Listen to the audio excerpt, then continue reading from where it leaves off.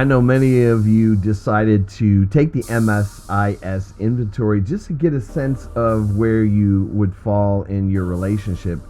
And I just think it's a really interesting thing to be able to take surveys and figure out things about ourselves and not necessarily get tied to the label like I am now a pseudo intimate or I'm a pre intimate. And don't get too attached to the label. I think more of it is the idea that you have actually asked yourself the questions and provided an answer. We may have never even asked ourselves those types of questions, even if we don't even get to the scoring part.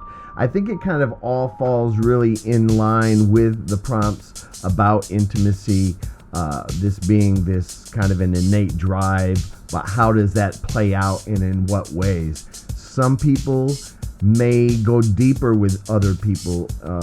Some people have multiple relationships that meet these needs, and some people find someone and the intimacy is satisfied only by that person. So there's great variation. So when we see that the need for affiliation does not always play out in the same way with every person. You know, every person is different. Every relationship is different that you have. If you have a relationship that ends and you have a new one, it is going to be, the dynamics are going to be completely different. But I think it's always the opportunity to figure out what we feel is missing and what is our part.